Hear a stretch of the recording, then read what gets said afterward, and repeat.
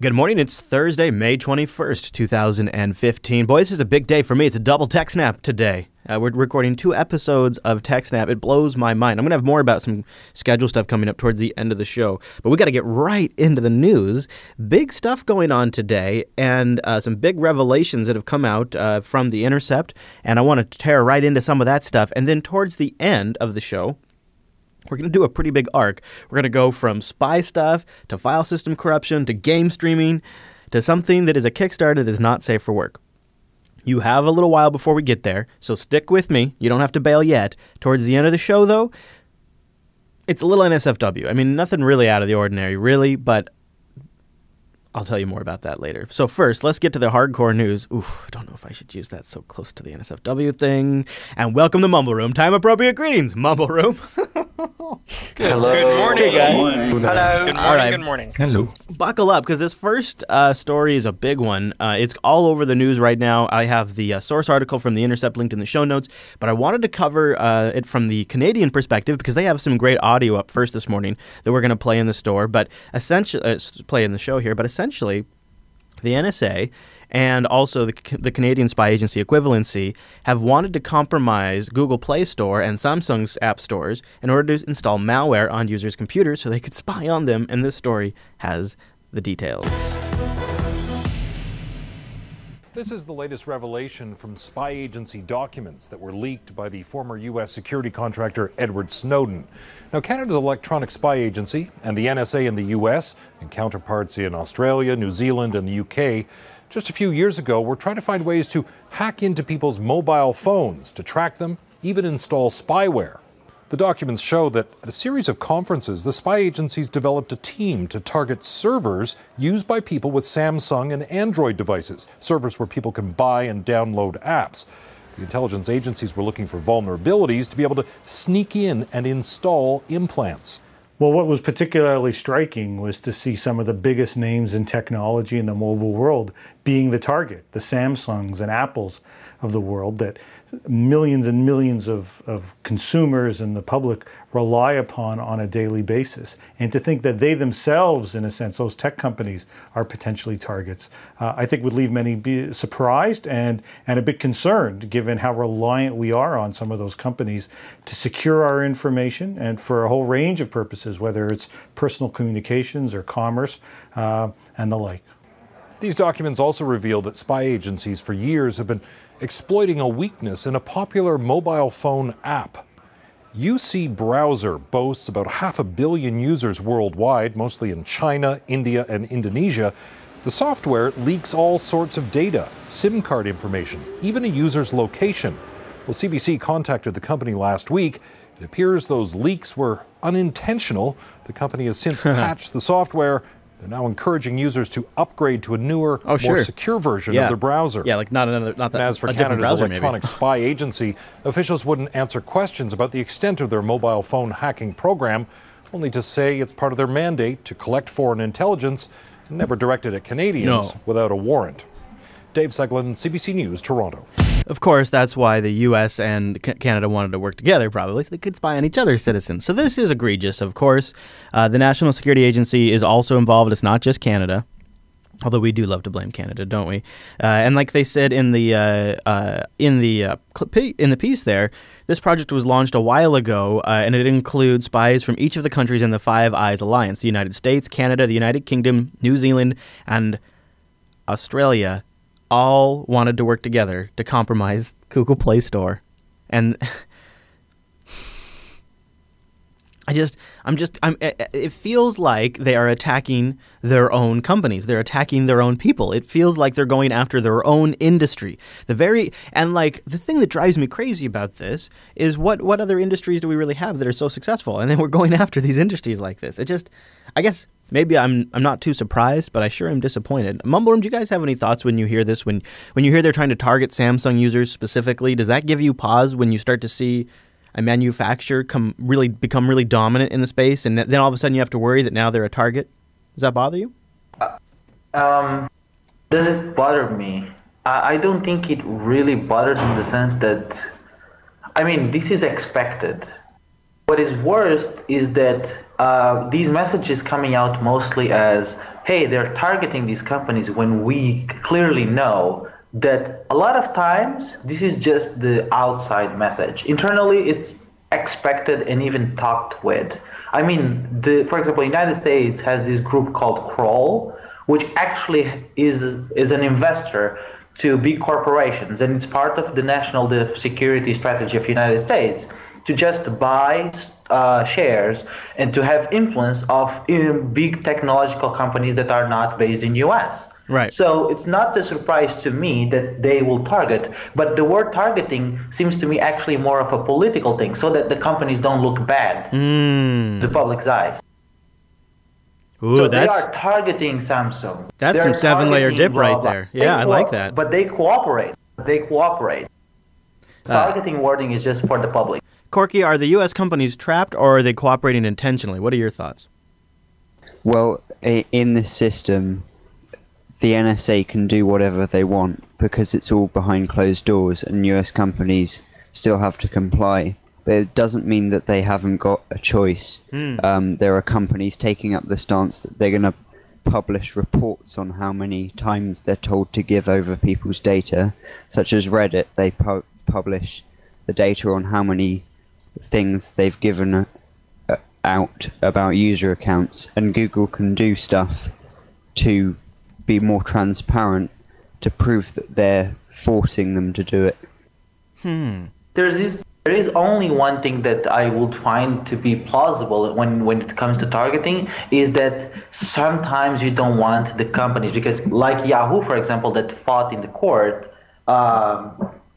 tried to not have to disclose the client's information. Right. In such cases, by you telling the company, give me this, you kind of have to explain, and sometimes this is not useful because they have other intentions which go beyond the scope of shareability with a company. Right. So in those scenarios, I can see a legitimate target, but even then, cooperation seems to be the dominant position.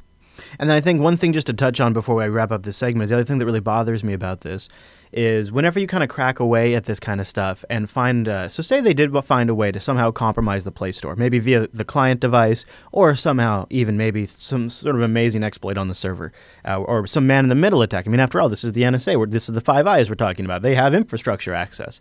Let's say they did this. When you open a crack and do something like that, you are, by its very nature, and you are not disclosing that to Google. You are not telling that to Samsung. You are not whoever you're trying to compromise. That leaves them in a position for somebody else to take advantage of that same flaw.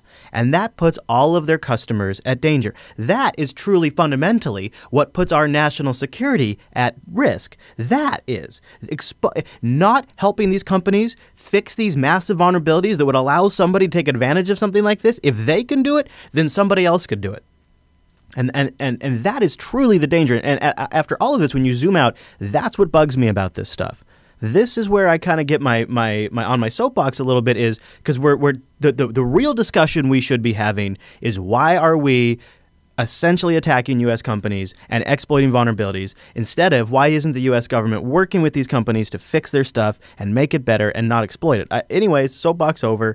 It's an interesting discussion, and there is some stories in TechSnap Roundup today that go on about how the U.S. government is handling zero-day vulnerabilities and disclosing them, and how they want to apply export restrictions to them. So some more follow-up in today's TechSnap. But I just wanted to cover that because that story was breaking this morning. As we went on air, something else that's been breaking over the last couple of days are extended 4 file systems. This just really gets me.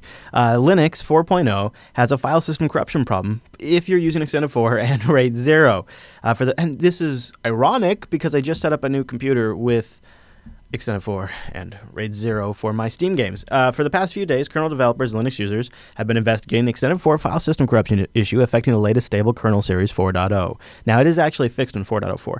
And the current development code, Linux 4.1, so it was in there as well. It turns out that Linux users running the Extended 4 file system on a RAID 0 configuration can easily destroy their file system with this newest stable kernel release. The cause and fix have materialized, but are not necessarily made their way out to end users yet. So be careful before you go to Extended 4. Before you go to kernel 4.0, if you're using Extended 4 and RAID 0, make sure you go to kernel 4.04, which was not found. Haha, get it? To be fair, To be fair, kernel 4.0 didn't reach users yet too. So yeah. Yep. This wasn't a widely distributed problem. I think I don't know what I have on my machine upstairs, but it's a RAID 0. I didn't lose any data, but after the recent Btrfs hard lockup issue that prevented some people from able to boot their machines, and now this issue, people are starting to talk a little bit. I've been noticing it in the comments. And by the way, really kind of ridiculously, one of the recommendations to avoid this problem, if you can't wait for the fix, was to switch your file system over to Btrfs. Now, no, it was just a couple of not. kernel releases where Btrfs had the hard lockup bug. This is a joke. I mean, I know I don't need to keep ranting about this, but it really is. The state of Linux file systems, not awesome. It is not awesome. And come on, I got to go on TechSnap later today, and you know Alan's going to put that in the roundup. And what am I going to say? Oh, what you can say is that, look, I think ext4 was needing a little bit publicity, so they just made this thing happen. I mean, but it is seriously. Alan's gonna give me a look like, really? This is your production system? How long were we without an issue being discovered in the file system? It's good that it was found. I mean, the rate. On the other hand, we can always say, when we look at VSD, how many changes per hour do you have? It seems like 7 to 8 changes per hour in the Linux kernel. Fuck up's gonna happen, and it was fixed already. It's gonna happen. I guess I could say to Alan, I could say, who knows? No, I think what I need to have happen is I need a major bug in ZFS. I need I need like the FreeBSD. I don't want anything bad to happen to people, but you need something to happen with ZFS, and so far they just keep batting 100. It sucks. Well, that's because this kernel never reached the major distros, whereas FreeBSD is just a 3 system. It's got its current, stable, and release, and these bugs do happen in current, and these bugs also happen in the Linux kernel first point releases after each major kernel release. Right. It happens, but what was this, 2 weeks old before it's been fixed? Yeah, but it's not that long. No, and really nobody in their right mind is deploying a important server installation with a kernel that hasn't been out in production for a little while. Like, nobody does that. So it's not right. It didn't really make it out to users at all. But I'm still going to get a ribbing from the FreeBSD guy. I'm still going to get a ribbing. I thought this is interesting. YouTube is giving Twitch quite the ribbing.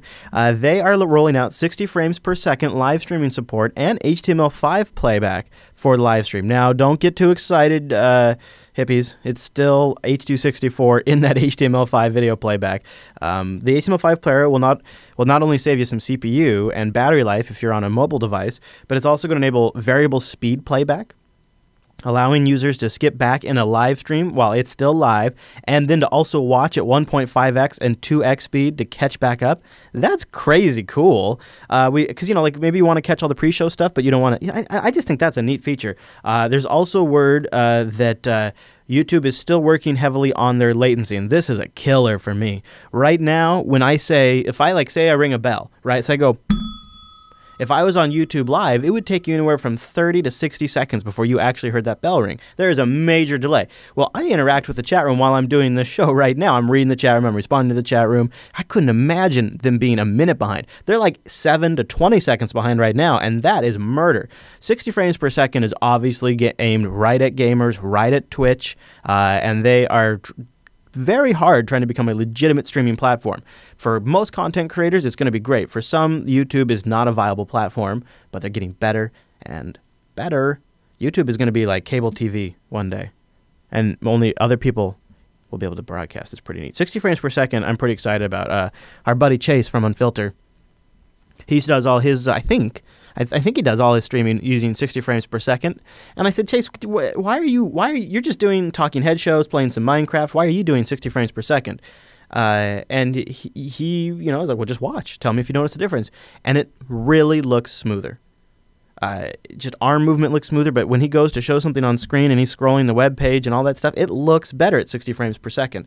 So I wouldn't be too surprised if down the road we don't see 60 frames per second coming more and more standard for web video, at least for stuff that shows computer screens. Something else that's kind of the standard on streaming video, Netflix. Netflix has a big update rolling out, a more immersive interface starting in June, and I've just started the new Daredevil series. I'm like 2 episodes in, And I'm just so impressed with Netflix now. I mean, they're probably my biggest competition. From your time standpoint, if you're at home and listening, you're probably listen to some Jupiter Broadcasting or Netflix.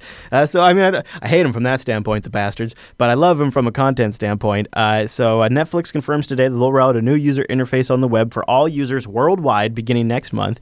You're going to start seeing it for some of you if you are depending on where your account is slotted in their rollout period.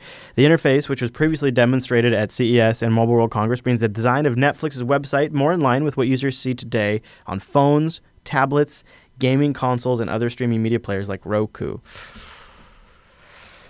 Okay, Netflix, just don't screw it up. You know what I want? I want a Netflix API. Amen. Yeah, right? And then just let people build, oh man, how cool would it be if you could integrate Netflix at an API level into Kodi or Plex? Oh man. They'd never do it, though. They'd never do it, but because I'm not so sure I'm hot on that. I'm not so sure. No, that was my first. I think that's going to be a bit of a bomb, but we'll see. Whenever you try to bring the mobile UIs to the web, it usually makes me cringe a little bit. So, okay, this is your NSFW warning right here. Yeah, this is it right here. We're going to do a Kickstarter of the week that is not exactly safe for work. So if you don't want to get embarrassed, this is your chance to leave. I'm clearing the air right now. Last chance. Okay. So this week's Kickstarter of the week only has 27 backers. We're getting in at a really early stage. I think this thing's going to go big. Really, really big. It currently has 1,209 USD backed dollars with a goal of 41,196. So 31 days to go, only $1,000 raised at a goal of $41,000. And it's called the NPT Lucid Dreamer. And it is an elegant solution that only works for men. And I'll let the video explain more. Hello, my name is Pee-wee. As you can probably tell, I represent the male genitalia in a simplified, rounded tube form. I want to talk to you about lucid dreaming and how I can actually make that happen. Don't believe me? Well, listen to this. You might not know this, but when you fall asleep for the night, I don't actually sleep the entire night like you do. Did you know that? You see, while you're dreaming, and only while you're dreaming, you experience something called NPT. This stands for Nocturnal Penile Tumescence. There you go. This is just a fancy term for having an erection while you're sleeping. That's right. When you dream, I get bigger. There you go. So, how can you use me to trigger a lucid dream? Well, let me show you. Before going to bed, I put on this special belt. It's got magnets to hold it in place. It's got to be snug. He's got a belt, guys. Not too tight. Nope. Oh, and it's lightweight, so I can't even feel that I have it on. Okay, so now I'm ready to show you how it works. Ready? Yeah, I'm ready. And action! So now he goes to sleep. This is how I am during most stages of the sleep cycle. Yeah, he's just bending over, when you enter the dream stage, floppy. commonly known as REM sleep, now he's moving around a little bit, isn't he? getting bigger. Yeah, he is. He's getting a little bigger, Not only do I grow in length, yeah, you do. but also in circumference. Somewhere between 3/4 of an inch to 1 1/4 inches. Okay. And this is very important for my belt to work. Yeah, it is. When the belt reaches the point where it can't hold me in anymore, it pops open. Oh! And this is when the magic happens. The opening action triggers the audio player, which sends an audio message to the earphones, telling you that you're dreaming, and prompting you to take control of your dream. And really, that's all it takes to trigger a lucid dream. Forget brainwave analysis, forget eye movement detection, and wearing computers on your head. Just a simple, reliable biological function was all we needed all along. And for all the women feeling left out, don't worry. You actually experience the same type of phenomenon called NCT. My friend Tori will tell you all about it in an upcoming project. Tori, huh? So, see you soon. Bye-bye. Bye now. The NPT Lucid Dreamer, an elegant, simple solution for men to control lucid dreaming. Now, okay. Now you're thinking, Chris, this is crazy. Now, if you're not familiar with lucid dreaming, taking control of your dreams. Everybody knows about that. But how you induce lucid dreaming, well, there's everything from crazy drugs to whacked out machinery to get you to be able to control your lucid dreaming. So their whole pitch here is this is out of all different ways to get you to lucid dream, this is basically the simplest, cheapest, doesn't require a lot of work, straightforward, you can just do it today. Your penis moves around when you sleep. Take advantage of that. When the thing pops off, it triggers an audio message, and you initiate lucid dreaming. Now, they have other things like, you could try to do it through brainwaves or sound and light trigger methods. All kinds. There's even beds that are meant to do it. But they have specially designed this ring for belt. Okay, not a ring. It's a belt, and they also I wonder how comfortable it is. So this is a thing that when it comes to lucid dreaming, a lot of people, for example, that have very soft dreams, that have wake up easily. What about being soft? The audio will probably just probably wake them up. Yeah, maybe. You're probably right. Wake them up. Yeah. Now, when it comes to lucid dreaming, I'd say that just memorizing, repeat this question: am I awake every time during the day, like every span of 1 hour? This gets so ingrained in you that you ask yourself this while you're sleeping, and you will answer differently while you're sleeping. RMH, have you ever played around with lucid dreaming in any sense, or are you familiar with any of the techniques to kick it off? You say it sounds safer. Well, I probably haven't played around with it, but just like Daredevil said, there are several techniques to check if you're dreaming. If you repeat things regularly while you're awake, you're going to do them while you're sleeping. But there is the problem that some mentally unstable people have, that they, if they do this for too long, they don't know whether they are awake or not, and they actually think they are dreaming while they are actually awake, which can be very dangerous. And with this thing just telling you are dreaming, you know that you are dreaming only when you're dreaming, because when you're awake, nobody will tell you are dreaming. So they have an early bird price right now, $49. $49. You got, I could back it. I could give it a shot. Give you a review right here on the show. It's an early bird special. Only 76 left out of 100 because I guess not many people are backing the sleep ring here. I think I'll back it. Yeah, I'll do it for you guys. I'm going to back it right now. I'm going to get the early bird special at $49 just for you guys. Just please hopefully give us a late review and not a live review. Yeah, I won't live stream that review. Yeah, I'm looking at this and I'm thinking, all of this just to play an audio message in my ears? Well, all right, we'll see how that goes. Look, maybe you're not into lucid dreaming. Maybe you like really good content. Maybe you'd like to see more great content. Patreon.com/today is where you can go to support the Jupiter Broadcasting Network. We're still sort of recouping from our Linux Fest Northwest endeavors. And so your support right now is more important than it has ever been. We really appreciate it because we need your help. Patreon.com/today. That's where you can go to help us build like a little runway, a little budget predictability. And also tomorrow, I'm going to tell you more about this in a minute, but tomorrow I'm replacing a couple of key components in the studio. If it wasn't for this Patreon funding, we would not be able to replace those things after the expense. We spent about $6,000 to go to Linux Fest. That's my rough estimate right now. Angela, tell me if I'm wrong. But I think it's about $6,000. And so the idea that I need to go buy a $300 video capture device today and install it tomorrow, that would break us. But because of you guys, we're able to make it possible. Patreon.com/today. Thank you, everybody, for supporting the network and all of the shows. You guys are the best. We really do. We do really make it possible. You guys really do make it possible, and we do the show to thank you.